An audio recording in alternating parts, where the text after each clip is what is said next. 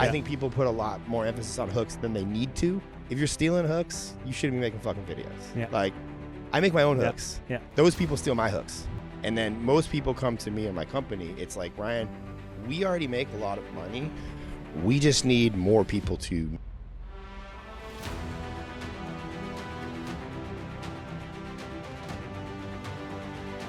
Welcome to the CEO DNA podcast, and today somebody very special, and because somebody who really made so many, now big influencers, big creators viral with so many videos. He calls the video anything below 100,000 views very bad, and he's happy with views over 1 million.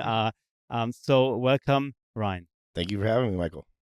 How are you today? I'm good, man. I'm good. I just got off like a 7-day cruise, so it was a little With your sluggish. daughter, right? Yeah, I brought my family. We had the Icon of the Seas, which is like the newest, biggest cruise ship in the world. Spent like $15,000 to. Sounds expensive to me. It was very expensive. Most I've ever spent on a trip. Put it on credit though, you know. So you need to do that sometimes to stay creative. I just did it because, well, one, like I travel a lot. We film a lot of videos. We work with a lot of creators. Like last year, I spent $100,000 on travel alone in my company, which is basically me and my guy Luis.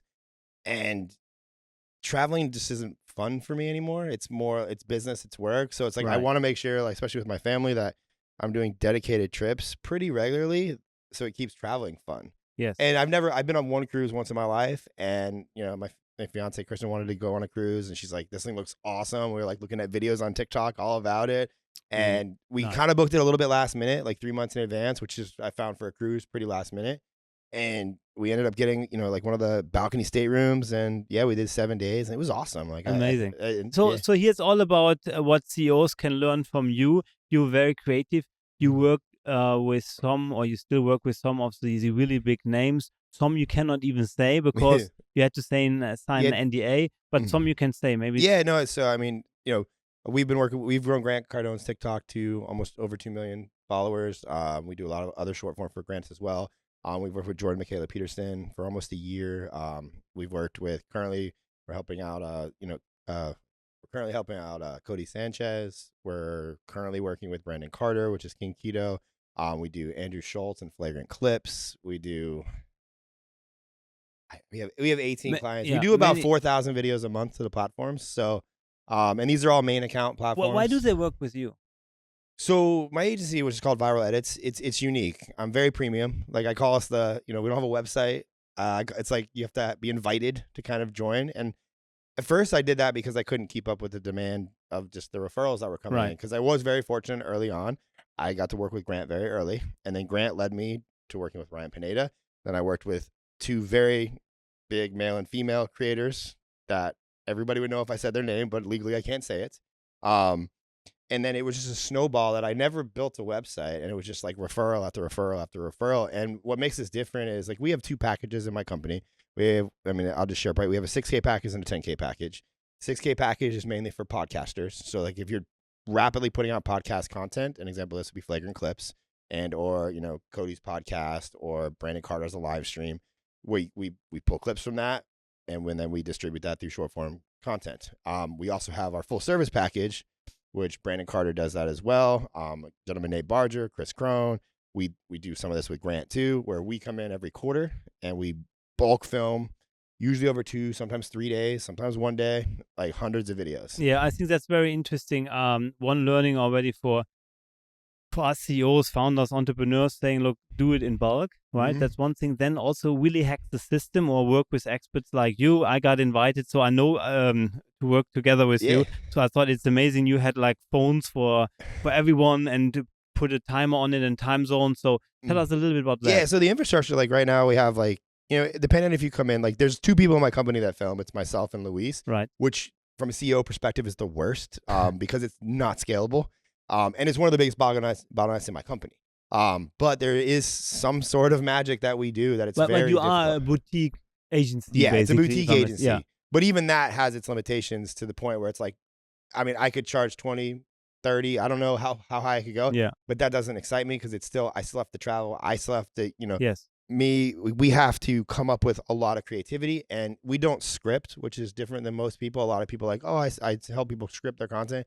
We don't do that. I don't believe in scripting. I believe in, like I can't script this podcast. Right. I don't know what you're going to ask me. I don't know what I'm going to say half the time.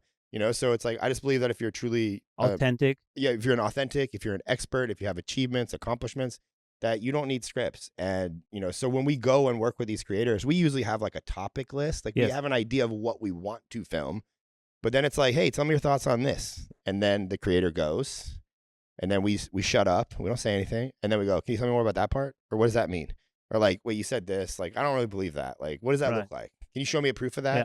And we dig in on what they're saying to make what we would deem a complete video. And in also cases, we're listening for good hooks because we want the first 3 seconds to be scroll stopping.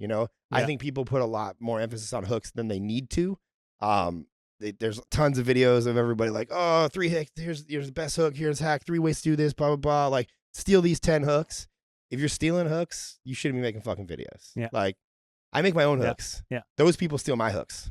So same with our creators. So let's say for a CEO or let's say a company who's somebody who presents a company, should they be also in front of the camera or only in the back? And why should they be in front? Yeah, I would say yes. I think that it's tough because it makes it hard to obviously sell a company. Right. Because your face is connected if you're the face, to it. It is very hard. But I think we're moving into a time where I think that buying companies is going to change to a degree. I don't know how that looks like, and I don't want to like quote me on this, but like I just think that people are going to start buying companies based on the fact that the founder is on the forefront. Mm-hmm. But I think the founder being on the forefront, or the CEO in this case, or whatever you call yourself, should be creating content about their company. I don't necessarily think it needs to be on the company's page, right? But the company needs to have a presence, but the founder needs to be kind of bringing people in behind the scenes of the company. But does it work better to have faces connected to the company? It does. I mean, this is where it's hard, because if I were the CEO, I wouldn't I wouldn't tell you to be the face of Cope Card. Right. Like, even though is it because of my face? No, you're a great looking dude. Okay. But the second you do that, it's going to be, then you're the face of Cope Card exclusively. And it's very hard to kind of move faces around, if you will. Well, so it's like, with Cope Card, like when you have a company, like the founder needs to be consistently putting out podcasts, behind the scenes content, infos about their stuff, wisdom and nuggets that they have. And then you have the company's page, which I think that should be more community driven, of all the people that work at the company. And that can get messy, and that can get very, convoluted, if you will. Yeah, understood. Yeah. And then the founder comes in, he does his part on that, and then the ops person does it, and then the finance person makes them. And I think it needs to be more community driven, all kind of driving around behind the scenes of what this company works and the values and how it operates. Right. And I think we're in an age where like that transparency of the behind the scenes is what makes people grow, but it's also what most people are afraid to share, especially founders and CEOs, because I'm very transparent on the internet about the money I've made, and it doesn't come without its like true. bad problems. Yeah. Like, for me was like before Cope Card, I didn't have an Instagram account. Mm-hmm. So then the co-founder, Raul Plickert, said, Michael, you need an Instagram account. So I started one, and we're slowly growing it. But I think it's just important that people also connect faces with the company. Yeah, they need an emotion behind the company. Yes, I agree. Like we have a term that we started talking about, because I'm like, most people see me as a creator. Yes. And I think business owners need to be more creators, and creators need to be more business owners. Yes, and we're 100%. seeing that divide outside these walls, like Creator Fest. There's people with millions of followers that are broke. Yeah. And there's people with no followers that are rich. And it's like, okay, there has to be a happy medium. True. And I think that creators don't want to make money because they're afraid to sell out, and business owners don't want to be creators because creators are broke. I don't want to identify as a creator. Mm-hmm. So there's a middle line. That's what I feel like I fall there, because and I've been very true. Like, I'm in this to make money. I don't make videos. Like, I do enjoy them. Yes. But like, my goal is to grow my brand and make money. Yeah. I'm going to help that people. But can you also be both? Yeah. Creative and a businessman? Absolutely. I think creators have a bigger advantage than business owners. Yes. Because creators, they see things differently. Yes. But they also see things slower. Yeah. And they're very perfectionist, and they're very proud of their art. Per se. And a video, if you make videos, it's like art. So you're proud of all your videos you have done? Which one are you not proud of? I've only deleted 2 videos. Oh, really? Yeah. What was this about? Well, one of them was I wasn't And I'll be honest, I wasn't proud of them because of how the editor edited the video. Okay. I'm proud of what happened. Like the story was just wrong. Like, and that's like, I'm a video editor. That's how Right. I got into everything. Yes. I employ, currently now we have a team of 15. So 9 of those are video editors. So I work with video editors a lot, and I value video editors. I think they're very underutilized. I believe they're treated like slaves, but I think that they do that to themselves, but for reasons why. When I send my team a video and it has all the information in it that I need in that video, the editor has to decide what to cut. Right. Because we're doing 1-minute videos basically. And in this case, they cut the wrong shit. Okay. Right. And the backlash on the comments made me look really bad. And though that, I wasn't proud of that video. Right. Yeah. But everything, like, you know, and another one I wasn't proud of. And for context of that story, it was just me telling a story. It just basically made me look like an asshole. Like, it just, like, I'm like, you cut all the emotion out of it where I didn't look like an asshole. Right. And the comments told me I was an asshole. Wow. You know? But I think a business person wouldn't care so much about it. I had one situation where I mispronounced a name. And then I had 700,000 views on on YouTube. And I asked, or they then shut it off because the people really were writing bad comments. Oh yeah. So it's interesting that such things can create such a viral approach. It's often, like, in society right now, it's often the bad that gets attention. Right. Like, I mean, I'm speaking on Sunday, and one of the slides I have is I'm talking about the Olympics, right? Yes. The only thing anybody remembers about the Olympics right now is Ray Gun, the breakdancer. Not the hundreds of other people that won gold medals. Yeah. Everybody's talking about this girl who, I don't know if she did that on purpose. I don't know the backstory there, but that is all anybody's talking about. That just overshadowed the entire Olympics. Yeah. You can call that positive or negative. I think in this case, it's probably a little bit negative for the breakdancing community, but that's what everybody's talking about. Like, so it's usually the negative that overshadows the positive. But why do you think is that the case in our society? I think it's like a mixture of, like, voyeuristic. Like, you want to see people make mistakes. Yeah. You want to see people fail because it's like maybe you have internal limiting beliefs of, like, I can't succeed and do this. I can't do this. I want to silently make fun of somebody if they're trying to do it. True. And that's where, like, hate comments derive from. But I think it's a good learning for the CEOs and founders who want to create their own profile and be the face maybe of the company, to be authentic. And I think it's okay to do sometimes mistakes. When I mispronounce his name, I mean, I said it the German way, and I think it was in English. So I think it should be sometimes also fine to not be perfect, right? I mean, mispronouncing a name, I think I wouldn't think of that as being a big deal. Yeah. Like, you know, I don't like when people misrepresent my words to get the outcome of what they're trying to do. Yeah. And I've had a few times that's happened to me on video where they cut the video and then it goes into and if you didn't hear the other 12 seconds, now you look like a piece of shit. It doesn't make sense. And editors have the power to do that. And you see that all the time, especially in American media. Yeah. Like, you could take the same story and spin it 2 totally different ways. True. So you had so many now also creators you really scaled and you met quite early, and then they really have now a big following. So what is one common ground that you see at the different creators where you say, okay, if you want to, like, scale your following with the right target audience, I think that's also important. Yes, it and is. Engaged target audience. How could we do that? Well, 2 things. Well, on the audience part, all the people that we work with, they don't have a specific target audience. They're trying to reach everybody. What they have is a very defined, targeted monetization strategy. Right. They know who they're selling to. And then most people come to me and my company, it's like, Ryan, we already make a lot of money. We just need more people to know about us. Okay. And I think that's a distinction that they don't, like, you have to make as a CEO. You're like, yes, if you go viral, you're not, 5 million people aren't going to care about your product. Right. But of that 5 million, it's 6, say maybe 100 do. And the more times I reach 5 million, the more chance I have to hit those 100. And when it comes to content and the volume, like the volume that you're putting out, in my opinion, it's easier to reach a lot of people and then just let the algorithms do their job. Right. Because this is where, like, and I think, you know, and I can circle back to the original question, was a lot of business owners, they're like, I want to target this specific person, sell this specific product. And it's like, okay, well, you're trying to target 19-year-old single moms. Yeah. Well, I know moms are popular and women are, but like, that's a very small defined group. Sure. You know, instead you make videos for moms. Now your group that large. Let the single ones figure it out. Let the algorithm show it to the single ones. They're going to see anyways, they're moms. Then you even one step further. And, Yeah.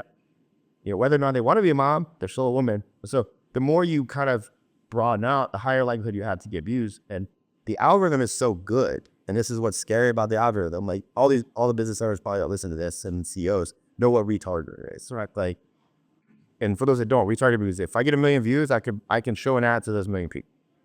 That, you know, the algorithm does that on its own now. So like if you have a video, let's just say, you know, you misspelled somebody's name and it got 7 million views. For it to get 7 million views, a minimum of 3.5 million people had to watch that video start to finish. Right. Of those 3.5 million people, let's just say half of them were like, oh, that was just a simple mistake. I like this guy. Like now half of those people are going to start seeing your videos because the algorithm knows because they're watching other videos of yours. And then the algorithm's going to be like, well, maybe this 250,000 people, maybe they're interested in running a business. So they send Mike's business video. Maybe they're interested in having a family. So they maybe send a video where you're talking about your family. Or maybe they want to buy a boat because you got a yacht. Like, yeah, the algorithm will show the content to the people that needs to see it. But without it, without the reach, if I'm just going for that small person, I don't have any of that reach. And that's where bit like CEOs that's what the people that we work with understand.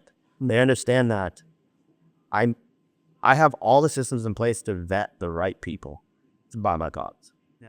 I just need more to see. And the second thing, which I think is, you know, equally as important, is all the open speak bit. Okay. They're not relying on scripts. They're not relying on prompts. They're not relying on anything. They are truly experts in their craft, or they fully believe they are an expert in their craft.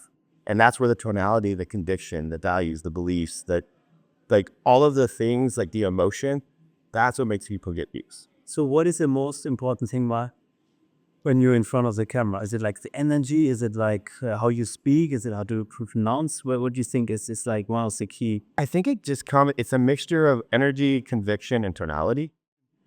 But I think because you can fake that, Russ.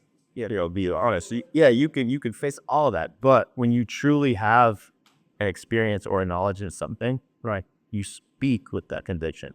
And it's hard to argue that. Like we work with Grant. Yeah. It's hard to argue with Grant about real estate. For sure. Like, how can you? He's never wrong. Good luck. Even though he might be, he's not. Like, you can't argue with Alex Hormozy about selling a business. True. He's never wrong. And if he is, you can't argue with Jordan Peterson about, you know, self-it. He's not wrong. And that tonality and that conviction is what all of the biggest A players have. Whereas everybody else is worried about, is this video edited properly? Are the fonts correct? Am I talking too much? Is my energy good? It's like, no. Like they're not worried about that. Yeah. So I think it's interesting when I look at all your some of your clients as I know them and I follow them. Yes, they already have now a big reach, but sometimes also you have also clients who don't have so much reach yet. And you make the videos really go crazy. Yeah. And so what are characteristics you can do for crazy video? What can you learn from it? Well, I mean, Because it is not coincidence anymore. no, You know, so you're really targeted. well, for context, and this is where like I'm kind of a data-driven video nerd because every day we work with 18 clients. That's my roster right now. Every video we post 2 videos a day for them.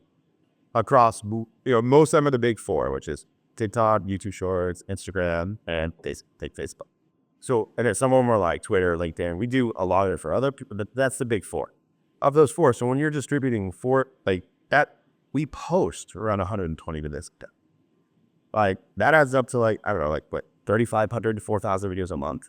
And that can fluctuate too, because sometimes we post more for clients, sometimes we post less. There's a lot of fluctuation. That's also Postman themselves on top, right? And yeah, a lot of them have teams. They're doing their own shit. This is just us. We're like a bolt-on system. And, you know, of those 4,000 last month, we had 53 videos did 1 million views. Yeah. So like when you look at it statistically, like, we're not that good. 4,000 videos, we only did 50. Yeah. But I don't know anybody else that's done 50 videos. Yeah. So is it the amount of videos you post? Because I mean, you have it's a trade hooks. You have so good, what is the What I would encourage like any CEO, business owner, like rising creator is create a spreadsheet, Google Sheets, they'll be fancy, and write title of video, length of video, and then the link to the video. right? And depending on where you are. So we track viral videos. Viral to me is 1 million views. Usually, and we track that at roughly, if it's going to happen, it's going to happen within 30 days. In our case, I'm going to add videos. We can't track it really that easily past 30 days. But every time a video gets a million views, we put out a spreadsheet. Yeah. Title. Now, your spreadsheet could be, like mine's for 1 million. Right. Like yours could be for 10K. Every time you get a video at 10K, what's the title? How long was it? And they'll link to the video.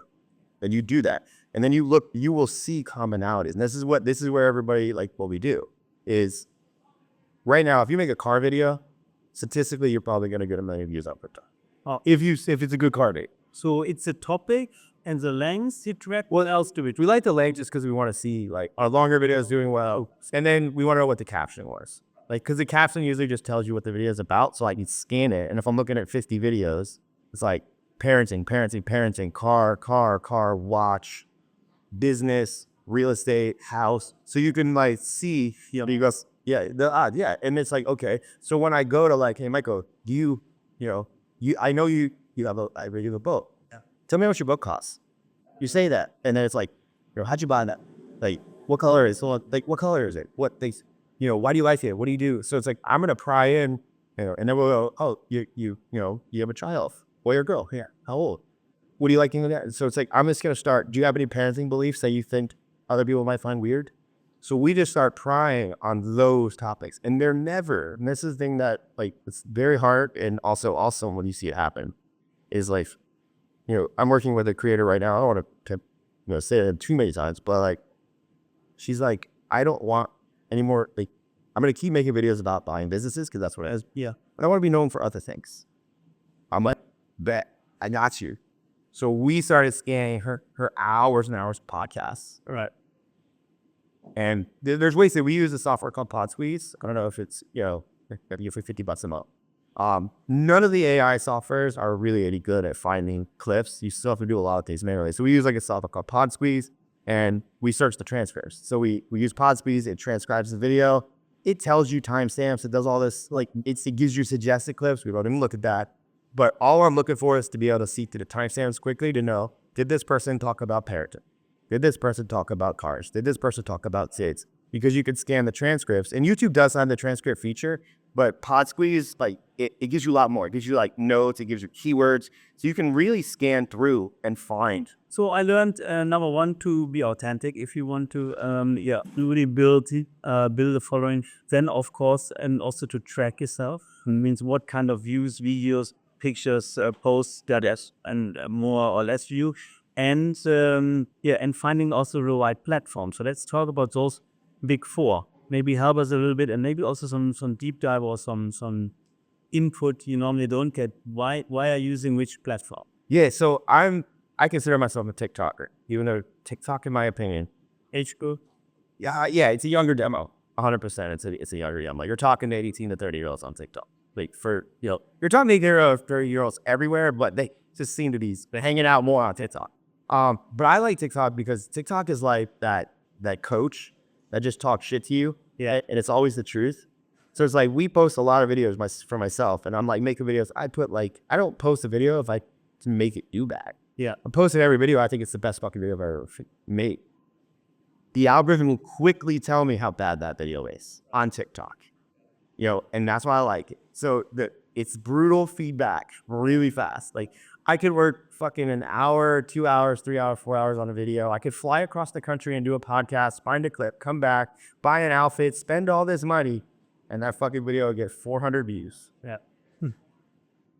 What's for you an absolute disaster? Yeah, that's to me, like, I consider 100K a good video. 1 million's a great video. Anything between there is okay. Anything under 100K, I'm like, what happened? Like, and just for context, we make a lot of videos that go under 100K. But TikTok it's this brutal feedback, and it's like, if you can crack the code on TikTok, I promise you, because we track all these. Yes. If a video goes viral on TikTok, I will bet $1,000 that it will go viral on at least 2 out of the other 3 other platforms. Then that same video goes to Instagram. So first you start with TikTok. Then it's Instagram. Usually in most cases, people's Instagram is linked to their Facebook. Yes. So you get to see what we're 2 in 1. Yes. and then YouTube Shorts. Now I do think there seems to be a big belief that there's a difference between TikTok and YouTube Shorts. Yeah. I don't live in a world where I see that, but I'll go to the people that have talked to me about it, run very talented creators, and I'm like open to understanding it, and I'm just like, but it doesn't make sense to me because we just see it, the same video over and over again crushes. Like, it may happen at different times, but one thing we do on TikTok is we split test hooks all the time. So we'll make the same video, we'll post 5 variations of it with the first 3 seconds is different on every video. We post on the TikTok, we wait an hour, we see which one does good, boom, that goes everywhere else. Sometimes those other 4 that didn't do good, we could post on the other platforms and they might do good, but it's still inherently the same video. So it's just like timing. Yeah, right. And that's the other thing I would encourage business owners. It's like short form is like it's forgettable, but it's also super impactful. Like one viral video could change your life. Yeah. But one TikTok, like we saw with Hawk Tua Girl. It's like one video completely changed that girl's life, like good or bad. Like it's the same thing for anybody else. So I just don't like that we have these short form parameters of like you can only post a video once. Yeah. So Instagram and TikTok, you get tired of intention. Instagram, to me, Instagram and TikTok are, Instagram is just where I talk to everybody. TikTok's where I reach everybody. I've had many viral Instagram reels, millions of views, but Instagram is just like, that's your community. That's like the money's made in the DMs. Like, but you got to treat Instagram like it's your website, in my opinion. Instagram is my website. No. And what about LinkedIn? I don't do much on LinkedIn. I don't do anything on LinkedIn, to be honest. When should somebody do something on LinkedIn? I should be doing stuff on LinkedIn. I just don't. Yeah. But I will tell you.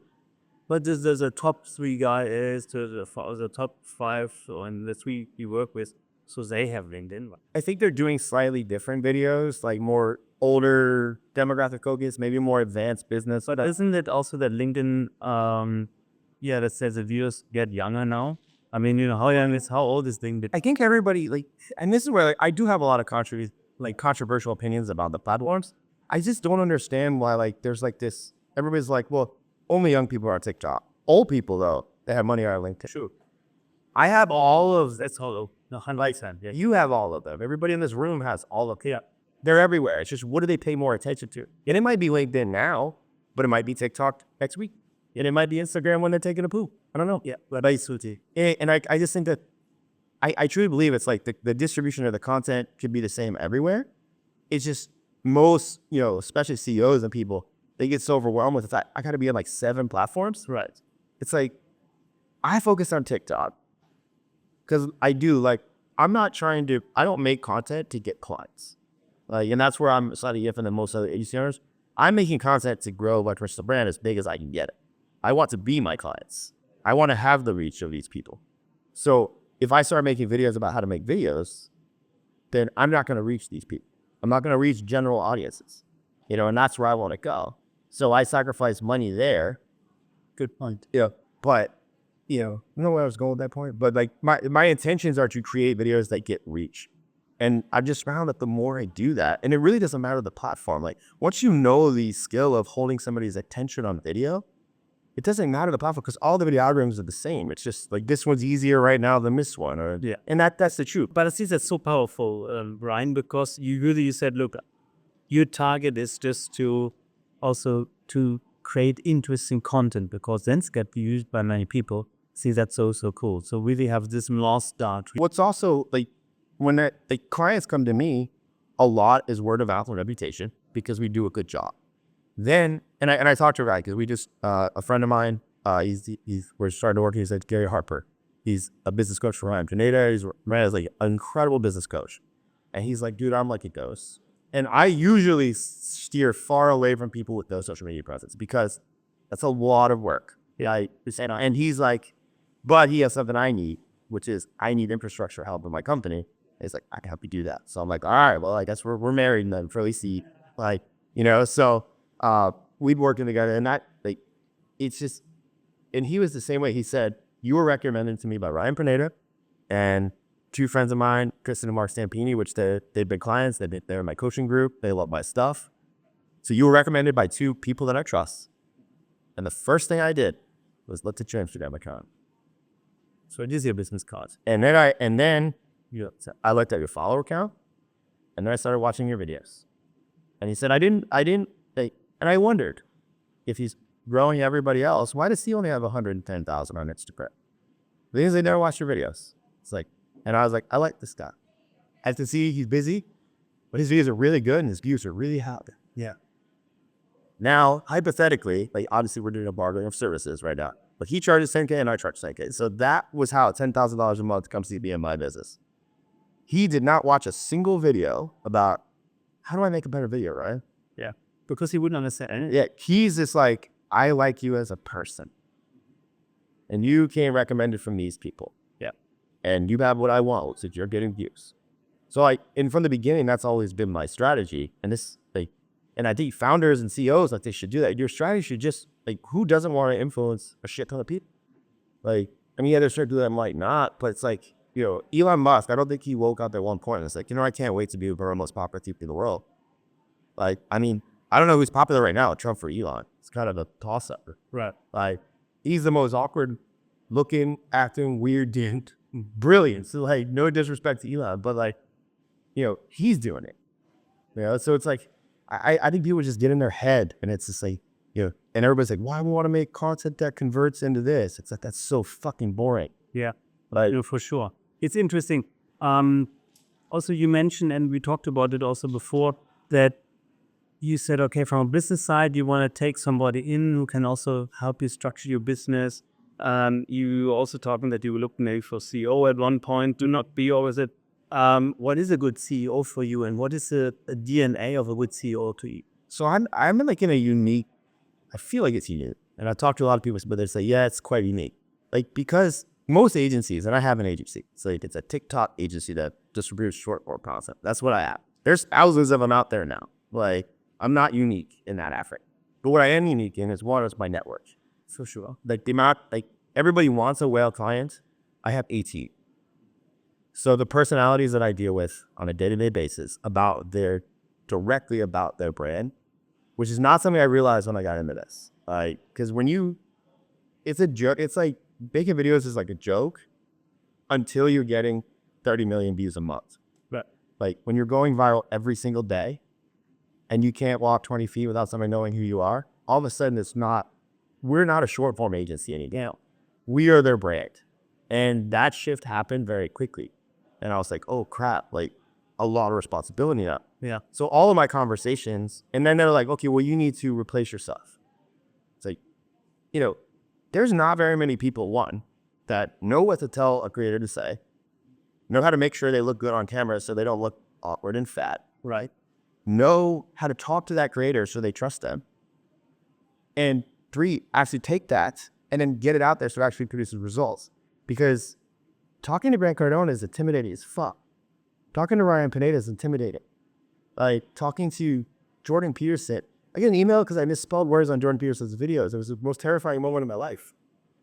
Like the only reason he didn't fire me was because the video got 5 million views. And he's like, I'm gonna let this one slide. Since then, I have multiple lines of revisions in my company. Like, but my job got so much more complicated. And then it's like you have this relationship with, like, in this case, and Gary Vee kind of did this right now, was D-Rock. Like, everybody, you need a D-Rock. Like, I'm the D-Rock for a lot of big creators because, like, Brandon Carr's like, all right, man, when we film it? I was like, oh, we come there in like 2 months? He's like, all right, cool. Brandon Carter will fast for 7 days so look as shredded as possible. Go to the mall, buy 25 different designer outfits to wear in his videos. Yeah.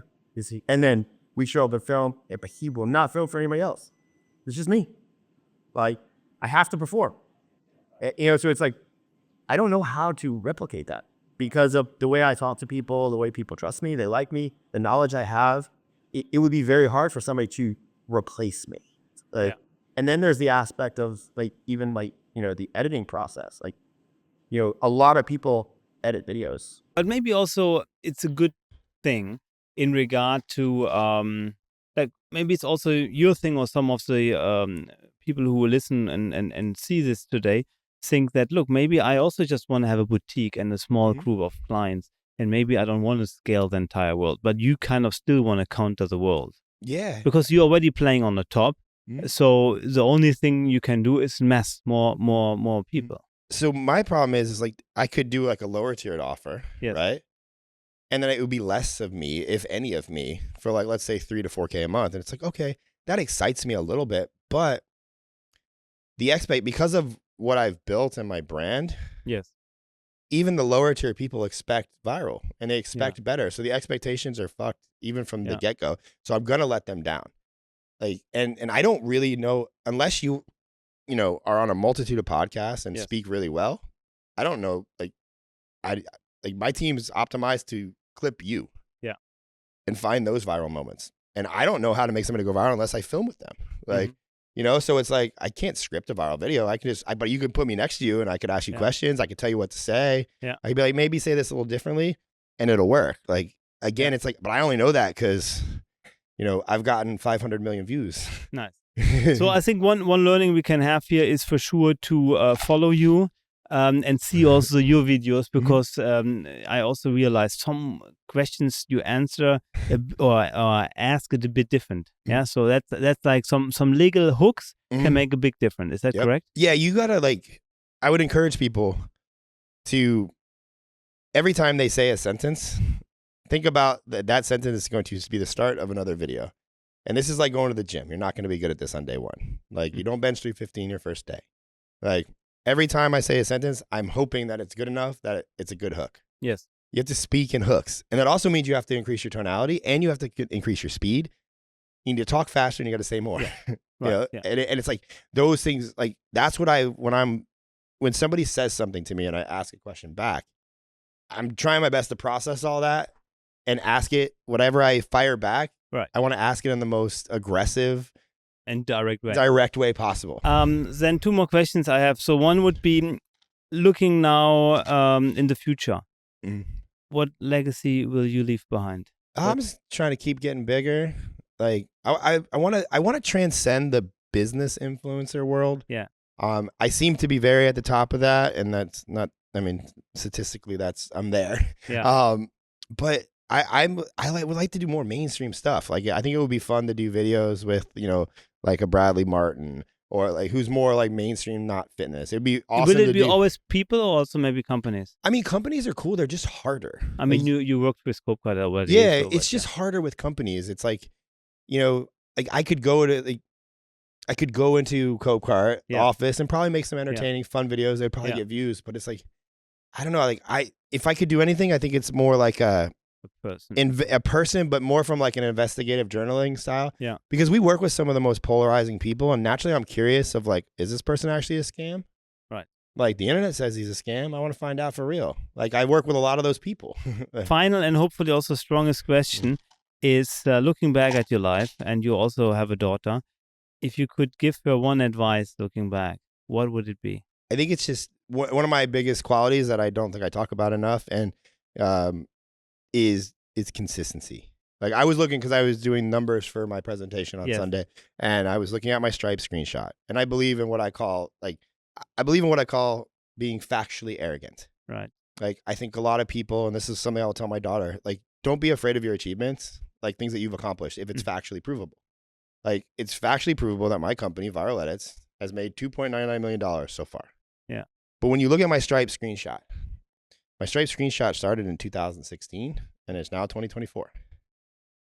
I did not make anything until almost the end of 2022. Yeah. And then I made almost $3 million. That was almost 6 years. And if you look at the timeline, it was 5 years till I made more than like $3,000 a month. Yeah. And I know Hermosi quotes it as like, on a 5-year timeline, anybody can be rich. And I looked at that. I took a lot of inspiration from Alex, you know, and Layla. And I'm like, that's like the exact sentiment right there. So I was going to tell my daughter that. It's like, you will win if you just keep doing something longer than everybody else. And that's what I did with short form. Like I have 2,000 plus videos on my TikTok. Right. Very powerful. Yeah. Ryan, thank you so much for being consistent and sticking with it. Thank you so much. So many insights. Thanks for having me. Thank you. Appreciate it, Mike. Thank you. Before you go, a quick note to all the entrepreneurial listeners out there. If you're looking for a reliable and efficient way to scale your online business and payments, I highly recommend checking out copecard.com. It's designed to streamline your processes from payment processing to customer management, all in one platform. Whether you're just starting out or you're looking to scale up, Copecard provides the tools you need to succeed. Visit copecard.com today and see how it can transform your business operations. Dive in and start optimizing your sales processes now.